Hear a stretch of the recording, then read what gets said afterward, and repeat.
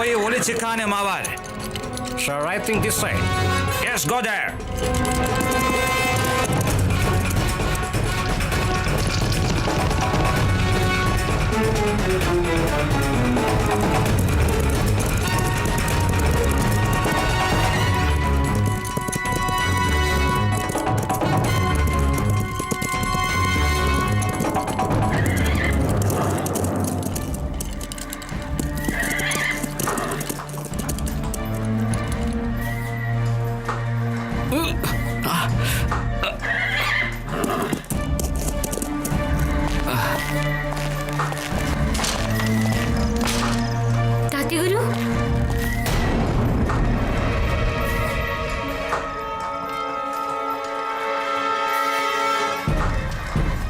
ധാരാളം രക്തം ഒഴുകുന്നുണ്ടല്ലോ.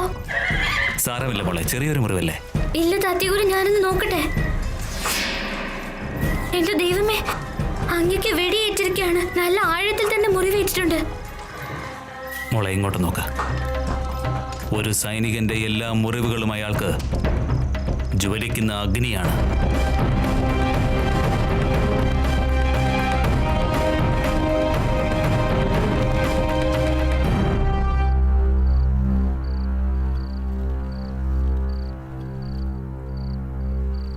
എന്നെ കൊണ്ട് കഴിയില്ല താത്തിഗുരു. എന്തുകൊണ്ട് കഴിയില്ല മനു? ഇതിലെന്താണ് ബുദ്ധിമുട്ടുള്ളത്? കത്തിയുടെ മുന മുറിവിലേക്ക് ഇറക്കി വെടിയുണ്ട പുറത്തേക്ക് എടുക്കണം. പക്ഷെ താത്തിഗുരു നോക്കിക്കേ, നല്ല നല്ല ചുവക്കുകയാണിത്. അങ്ങയുടെ മുറിവിൽ എങ്ങനെ? ഇല്ല ഇല്ല താത്തിഗുരു, അങ്ങന്റെ ഗുരുവാണ്. മനു, എന്റെ മനു ഒരിക്കലും ഒരു അബലയല്ല. വെടിയുണ്ട എടുക്ക് മനു. മനു നിന്നോടാണ് പറഞ്ഞത്.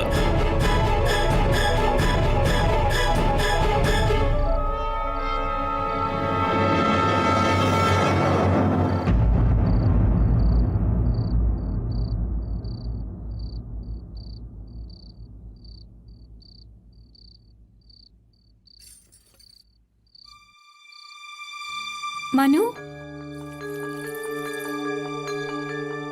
ഇവളെവിടെ പോയി?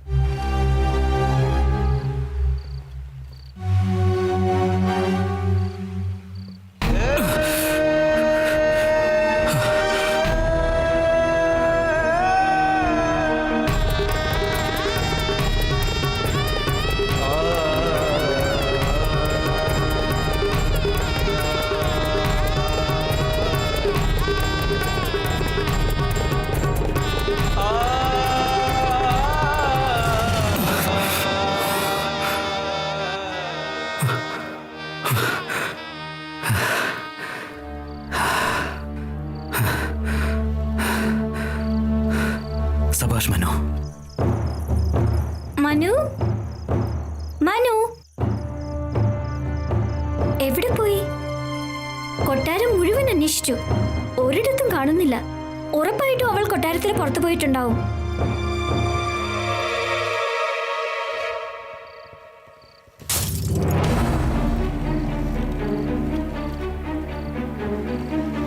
എന്തുപറ്റി മനു?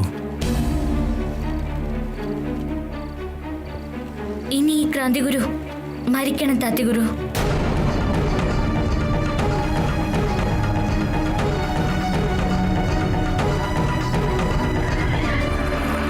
അല്ല, മനുവിന്റെ കുതിര എവിടെയുണ്ടല്ലോ.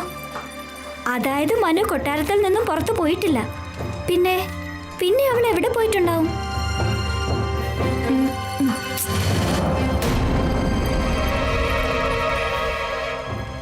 രക്തത്തുള്ളികളോ?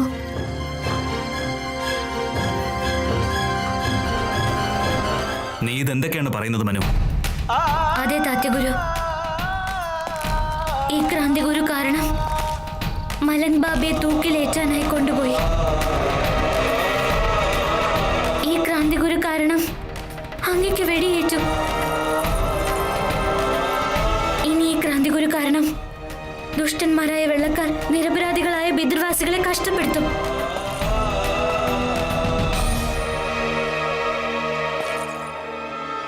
ഇല്ല, ഇനിയില്ല.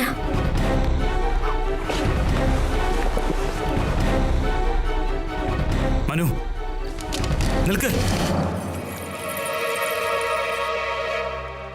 ഇല്ല താത്തി ഗുരു, കുറെ നിരപരാധികളായ ആളുകൾക്ക് ഈ ക്രാന്തി കാരണം. ഒരിക്കലുമില്ല. ക്രാന്തി ഗുരുവിന് ഒരിക്കലും മരണമുണ്ടാവില്ല മോളെ. താത്തി ഗുരു, ഞാൻ കാരണം മറ്റുള്ളവർ ദുഃഖിക്കുന്നത് എനിക്കത്. ദുഃഖമോ? നിനക്കറിയില്ല മോളെ, ക്രാന്തി ഗുരുവിനോട് ജനങ്ങളുടെ മനസ്സിൽ എന്തുമാത്രം സ്നേഹമാണുള്ളതെന്ന്. ജനങ്ങൾ നിന്നെ ഓർത്ത് അഭിമാനിക്കുന്നു. അവരിലൊരു വിശ്വാസം ഉടലെടുത്തിരിക്കുകയാണ്. അവരോട് ചെയ്യുന്ന ഇത്തരത്തിലുള്ള ക്രൂരതകൾക്ക് ഈ വെള്ളക്കാരോട് പകരം ചെയ്യാൻ ആരെങ്കിലും ഉണ്ടെന്ന്. അവർക്ക് നീ വെറുമൊരു ക്രാന്തി ഗുരു അല്ല, മറിച്ച് അവർക്ക് നീ ദൈവമാണ്. അവർ ക്രാന്തി ഗുരുവിനെ അവരുടെ ആദർശമാക്കി മാറ്റിക്കഴിഞ്ഞു. മനു, നീ ജനങ്ങളിൽ ഉണ്ടാക്കിയിരിക്കുന്ന ഈ പ്രതീക്ഷ അതിനെ ഒരിക്കലും നശിപ്പിച്ചു കളയരുത്. അത് അവരെ തകർത്ത് കളയുന്നതിന് തുല്യമായി തീരും. എന്റെ ദൈവമേ, അപ്പൊ മനു ആണോ ഈ ക്രാന്തി ഗുരു? എനിക്ക് നിന്നോടൊരു അപേക്ഷയുണ്ട് മോളെ. നീ ഈ ക്രാന്തി ഗുരുവിനെ ഒരു കാരണവശാലും മരിക്കാൻ അനുവദിക്കരുത്.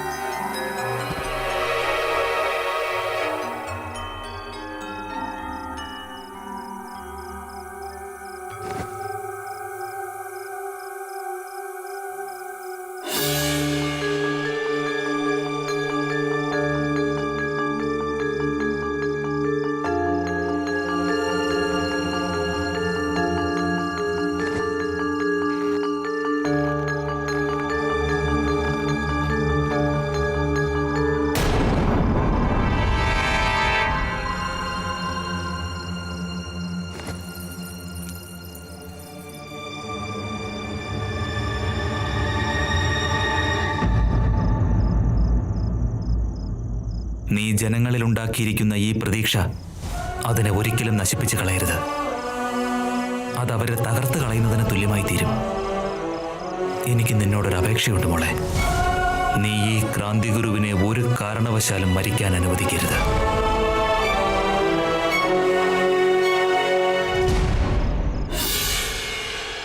നാളെ കാണിച്ചു തരാം നിനക്ക്.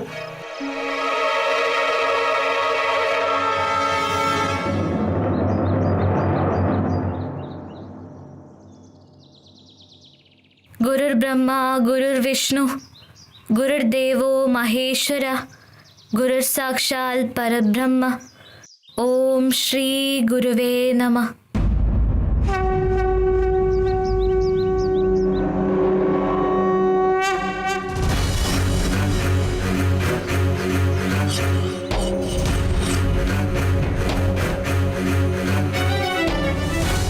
സൈനികരെ, ഒരു യോദ്ധാവിന്റെ പ്രിയമിത്രം അയാളുടെ വാളായിരിക്കും. അതുകൊണ്ട് ഏറ്റവും ആദ്യം നമ്മൾ വാൾപ്പയറ്റാണ് അഭ്യസിക്കുന്നത്. നിങ്ങൾ നിങ്ങളുടെ വാളുകൾ എടുക്കൂ. അയ്യേ, മനു ചേച്ചി ഇത് തടി കൊണ്ടുള്ള വാളാണല്ലോ. നമ്മളപ്പോ കള്ള സൈനികരാണോ? നമ്മൾ തടി കൊണ്ടുള്ള വാളല്ല, യഥാർത്ഥ വാളിലാണ് അഭ്യസിക്കേണ്ടത്. അതെ പ്രാച്ചി, നമ്മൾ യഥാർത്ഥ സൈനികർ തന്നെയാണ്. പക്ഷെ ആരംഭത്തിൽ അഭ്യാസം തടി കൊണ്ടുള്ള വാളുകൊണ്ടാണ് ചെയ്യുക.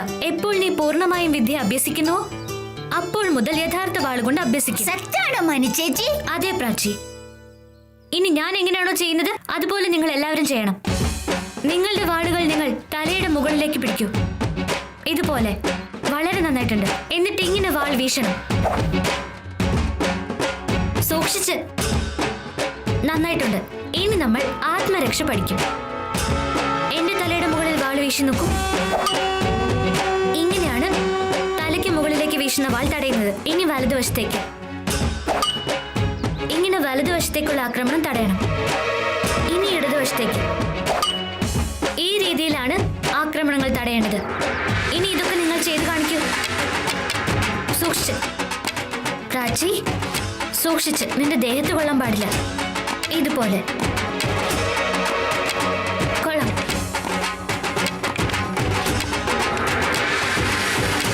നന്നായിട്ടുണ്ട്.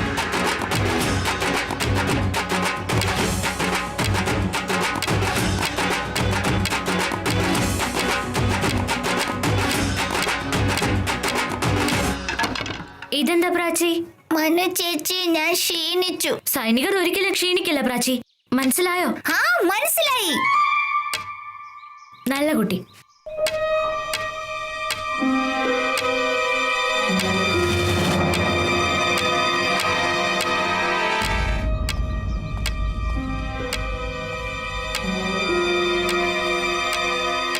അത് ശരി. അപ്പോ ഇവിടെ ഇതൊക്കെയാ നടക്കുന്നത്. നോക്കിയപ്പോ നമ്മുടെ പ്രാച്ചി അവളുടെ കൂടെയുണ്ട്.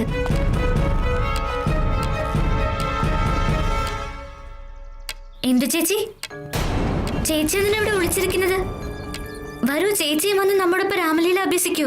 നീ ഇവിടെ രാമലീല അഭ്യസിപ്പിക്കുകയാണോ അതോ നിന്റെ സ്ത്രീ സൈന്യം ഉണ്ടാക്കുകയാണോ? ഇല്ലില്ല, രാമലീലയിലും രാമന് സൈന്യം ഉണ്ടല്ലോ, അതാണ് അഭ്യസിക്കുന്നത്. നീ എന്നെ വിട്ടിയാക്കാൻ നോക്കണ്ട. നീ എന്തൊക്കെയാണ് ചെയ്തു കൂട്ടുന്നതെന്ന് ഞാൻ നല്ലതുപോലെ മനസ്സിലാക്കുന്നുണ്ട്. ഞാൻ എന്താണ് ചെയ്തത് എന്തു ചേച്ചി? ഒന്നും അറിയാത്തതുപോലെ നീ നടിക്കണ്ട. അവളൊന്നും ചെയ്തില്ല പോലും. വെള്ളക്കാരെ വെല്ലുവിളിച്ചു, അമ്പുകൾ ഏത് സ്ഫോടനമുണ്ടാക്കി. എന്തു ചേച്ചി, ഞാൻ എന്താണോ ചെയ്തത് അതെല്ലാം ഈ വെള്ളക്കാരുടെ ക്രൂരതയ്ക്ക് എതിരായിട്ടാണ്. ഇനി ചേച്ചി തന്നെ പറഞ്ഞേ, നമ്മുടെ അധികാരത്തിനായി പോരാടുന്നത് അപരാധമാണോ? ഈ വെള്ളക്കാർ നമ്മുടെ അഭിമാനത്തെ മുറിവേൽപ്പിച്ചാൽ നമ്മൾ സഹിക്കണമെന്നാണ്? ഇല്ലില്ല, നിന്നെ പോലെ പോയി ആ വെള്ളക്കാരുടെ പതാക കത്തിക്കാം.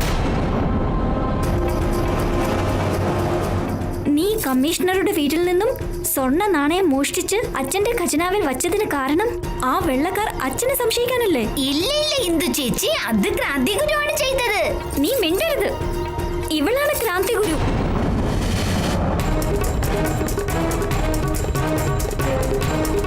ഇവൾ ഒരാൾ കാരണമാണ് പലതവണ നമ്മുടെ അച്ഛന് വെള്ളക്കാരുടെ മുൻപിൽ അപമാനിതനായി നിൽക്കേണ്ടി വന്നിട്ടുള്ളത്. ഇവൾ കാരണം തന്നെയാ എനിക്ക് വന്ന വിവാഹബന്ധവും എന്നേക്കുമായി മുടങ്ങിയത്. എന്തു ചേച്ചി, ചേച്ചിയുടെ വിവാഹം മുടങ്ങിയതിലുള്ള ദുഃഖം ചേച്ചിക്കുള്ളതുപോലെ എന്റെ മനസ്സിലുണ്ട്. പക്ഷെ ചേച്ചി എന്നെ വിശ്വസിക്കൂ, അതിന്റെ കാരണം ആ ദുഷ്ടന്മാരായ വെള്ളക്കാരായിരുന്നു. നീ ഇനി എന്തൊക്കെ പറഞ്ഞാലും ഞാൻ അതൊന്നും വിശ്വസിക്കില്ല. ഞാൻ എല്ലാവരോടും പോയി പറയും നീയാണ് ക്രാന്തി ഗുരു എന്ന്.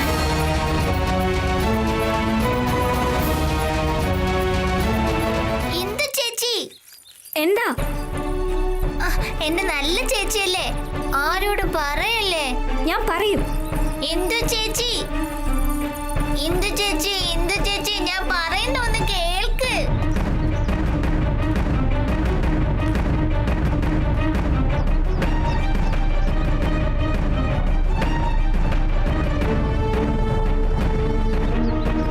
വാ, ഇങ്ങോട്ട് വാ. ശാന്തേ, ഇവളെ ഇരുട്ടറയിൽ കൊണ്ടുപോയി അടയ്ക്ക്. ഇല്ലെങ്കിൽ ഇവള് കാരണം നമ്മൾ എല്ലാവരും ബിദൂറിൽ നിന്ന് പോവേണ്ടി വരും. പോ, കൊണ്ടുപോ ഇവളെ.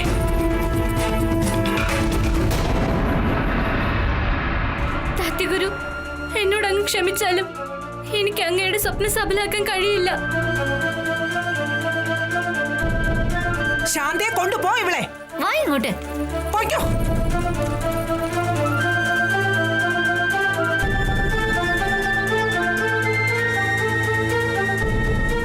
ഞാൻ പറയുന്നത് കേൾക്കൂ. ഇന്ദു ചേച്ചി ആരോടും പറയല്ലേ.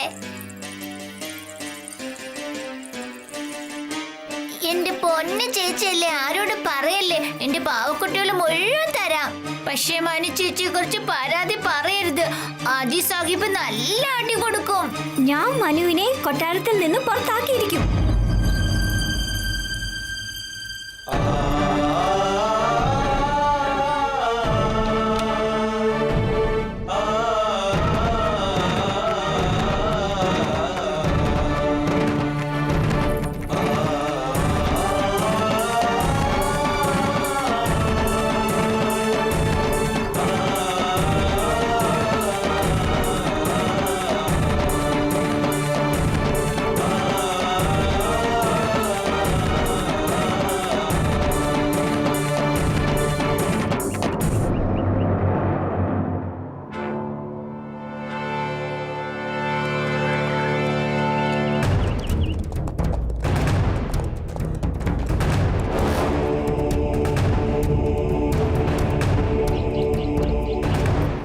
ഇങ്ങനെ ചെയ്ത് ചെറുതാക്കി എടുക്കണം ഇതിനെ. ദാ ഇതുപോലെ ദാ പിടിക്ക. ആ അങ്ങനെ തന്നെ. ആ അയ്യോ എന്റെ ശാന്തേ, ഈ ഇത്രയും വലിയ തിരിയല്ല ഉണ്ടാക്കേണ്ടത്. ദാ ഇനിയും ചെറുതാക്കി വേണം എടുക്കാൻ. ദാ ഇത് നോക്ക്. കുറച്ചിങ്ങനെ എണ്ണ കയ്യിലെടുക്കണം. കണ്ടോ? ദേ ചെറുതാകുന്നത് കണ്ടോ? ശരി. നിനക്കറിയോ, കഴിഞ്ഞ 23 വർഷത്തിൽ ആദ്യമായിട്ടാണ് ബിധൂറിൽ ഇത്രയും ശാന്തത കാണാൻ സാധിച്ചത്. എന്റെ ഈശ്വര, ഈ ദുഷ്ടന്മാരായ വെള്ളക്കാർ നമ്മളോട് ചെയ്യുന്ന ക്രൂരതകൾക്കെല്ലാം അവർക്കിതേപോലൊരു തിരിച്ചടി കിട്ടും. ദീപാവലിയുടെ എല്ലാ സന്തോഷവും നശിപ്പിച്ചു കളഞ്ഞു ആ ദുഷ്ടന്മാർ. അറിയാമോ, പൂനെയിൽ നമ്മുടെ കൊട്ടാരത്തിൽ മാത്രമല്ല, അടുത്തുള്ള എല്ലാ പ്രദേശങ്ങളും ദീപങ്ങൾ കൊണ്ട് അലങ്കരിക്കുന്നത് കാണാമായിരുന്നു. ദാ ഇങ്ങനെ. ആ ഇതൊക്കെ എടുത്ത് എന്റെ കൂടെ വന്നേ, പോവാം. വാ, ദാ ഇവിടെ വയ്ക്കേ. ശരി.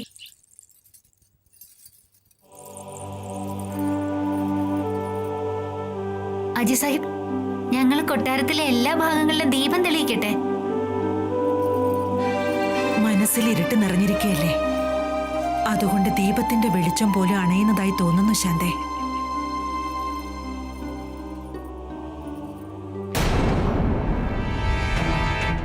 ഈശ്വര, ഇത് ഇത് ഇത് ധ്രുപദല്ലേ? ചെല്ലേ, പോയി സക്കാരാമിനെ അറിയിക്കേ. പെട്ടെന്ന് പോ. ശരി.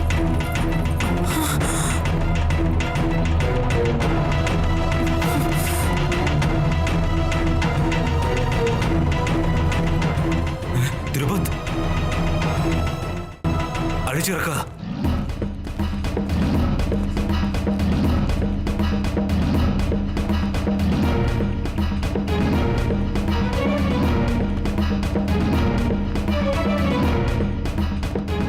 നീ ഇവിടെ എന്ത് ചെയ്യുകയായിരുന്നു? ഒന്നുമില്ല മന്ത്രി, ഞാൻ വെറുതെ ഇതുവഴി പോവുകയായിരുന്നു. അപ്പോഴാരോ എന്നെ കെട്ടിയിട്ടു. നേരായ വഴിയുള്ളപ്പോൾ ശ്രീമൻ സർക്കാരിന്റെ കൊട്ടാരത്തിന് പുറകിൽ അത്രയ്ക്ക് എന്ത് അത്യാവശ്യ ജോലിയാണ് ഉണ്ടായിരുന്നത് നിനക്ക? അങ്ങനെയൊന്നുമില്ല മന്ത്രി, സത്യമായിട്ട് ഞാൻ വെറുതെ ഇതുവഴി. കള്ളം പറയരുതാ. നീ ശ്രീമൻ സർക്കാരിനെതിരെ എന്തെങ്കിലും ഗൂഢാലോചന നടത്തിയിട്ടുണ്ടാവും. ഇല്ലെങ്കിൽ മറ്റൊരടവ്. മന്ത്രി, ദയവായി എന്നൊന്ന് വിശ്വസിക്കൂ. വിശ്വസിക്കാനോ? അതും നിന്നെ? നീ ശ്രീമൻ സർക്കാരിന്റെ രാജസദസ്സിൽ വെച്ച് മനുവിനെ കുറ്റം പറഞ്ഞപ്പോൾ തന്നെ നിന്റെ മേലുള്ള വിശ്വാസം അവസാനിച്ചു കഴിഞ്ഞു ധ്രുപദ്. നീ രക്ഷപ്പെടാൻ പോകുന്നില്ല. സൈനികരെ, പിടിക്കൂ ഇയാളെ. മന്ത്രി, ഞാനൊന്നും ചെയ്തിട്ടില്ല. എന്നെ ഒന്നും ചെയ്യരുത്. എന്നോട് ക്ഷമിക്കൂ. ക്ഷമ നീ ശ്രീമൻ സർക്കാരിനോട് ചോദിച്ചാൽ മതി. സൈനികരെ, കൊണ്ടുവരൂ ഇയാളെ.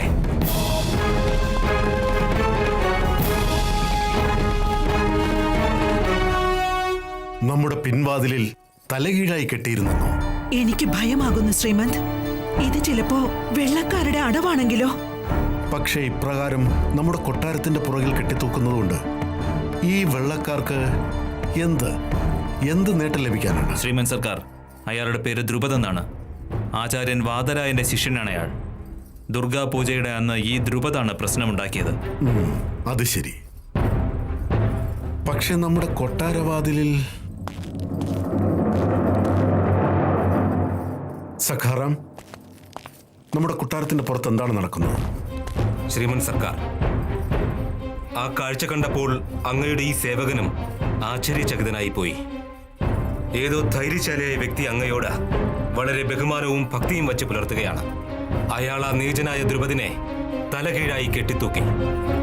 അയാൾ നമ്മുടെ കൊട്ടാരത്തിന്റെ പുറകിൽ എന്ത് ചെയ്യുകയായിരുന്നു? ശ്രീമൻ സർക്കാർ, അയാൾ വെള്ളക്കാരുടെ ചാരനായിരുന്നു. ചാരനോ?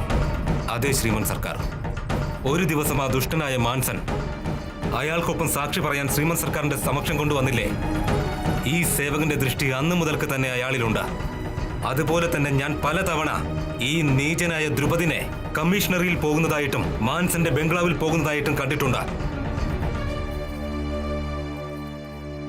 ഇതിനർത്ഥം ഇവിടെ നടക്കുന്ന കാര്യങ്ങൾ മിസ്റ്റർ മാൻസൺ ശ്രദ്ധിക്കുന്നുണ്ടെന്നാണ്. ഇതല്പം കടന്നുപോയി.